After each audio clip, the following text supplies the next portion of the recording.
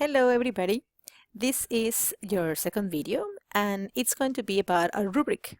I want to go through it with you so we can have a unified idea of what we're going to be developing together this semester. So this is the rubric we will be using for all the group projects we'll be working on throughout the semester.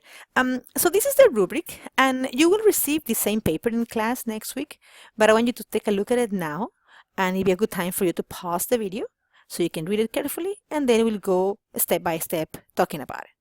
So pause now. Excellent, thank you.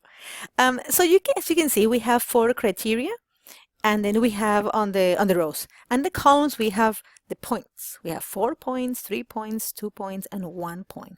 The 1 point column is the lowest level and the 4 point column is the highest level. So the first 2 criteria on the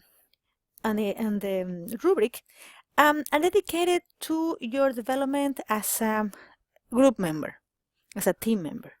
The first one, as you can see, students contribute successfully to group discussions, and the second one, a student works well with others as part of a team. And the last 2 criteria are dedicated to the development of the project itself, the product. Could be a PowerPoint presentation, could be a 3D model, could be a presentation, a talk, could be a poster. So these are the areas we're going to be developing. You as a future psychologist who needs to be able to be part of very good group discussions, and also the quality and accuracy of the information you convey in the different projects we're going to be doing and sharing with the community. So let's go to the next one, the first one. The first one is says student contributes successfully to group discussions. So we have the lowest level on your right. It says rarely provides useful ideas, may refuse to participate. If you're too quiet, if you are not, you didn't read the material, you didn't see the videos beforehand, you don't really have anything to say, that will give you just 1, level 1. And then we go up, sometimes provides useful ideas. It's a satisfactory member who does what is required. So you do the minimum, that gives you a 2. If you go higher, usually, most of the time during group discussions, you will provide useful ideas. So your ideas actually have merit. You read material, you watch the videos, you have something to say. And it's a person that can, you try hard. People can say you're trying hard. And level 4, the best level, is that you the whole time routinely give useful ideas. And it's definitely the leader who contributes a lot of effort. So you are, struggling to understand.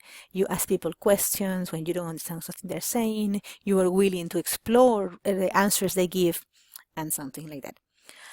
It's a picture of a group embarking in a group discussion, and you can see they have all the materials here for their project. Let's go to the second criteria. The second criteria talks about a student works well with others as part of a team. So here's about your attitude during group discussions, okay? We have in the right side, the lowest level, it says rarely listens to, shares with, or supports the efforts of others. Often is not a good team player. So if you're with your earphones or answering your messages and really not paying attention to your classmates, to your teammates, that will give you a 1. And if you continue reading the other parts, we can say often listens to, so you are a little bit, sometimes you are half engaged, half not engaged. The third level usually listens to, shares with, and supports the efforts of others.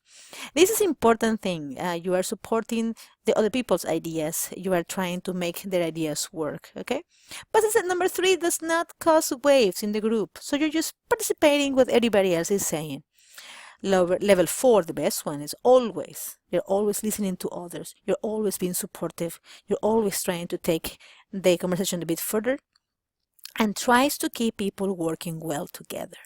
This is the most important ability a psychologist needs to develop. Be able to create a good environment, relax, friendly, but intellectually challenging at the same time. Let's continue on the third criteria. This one says students understands the concepts well enough to explain it to others. Here we start the 2 criteria that refer to the quality of the product you're going to be preparing with your classmates. Here refers to the explanation.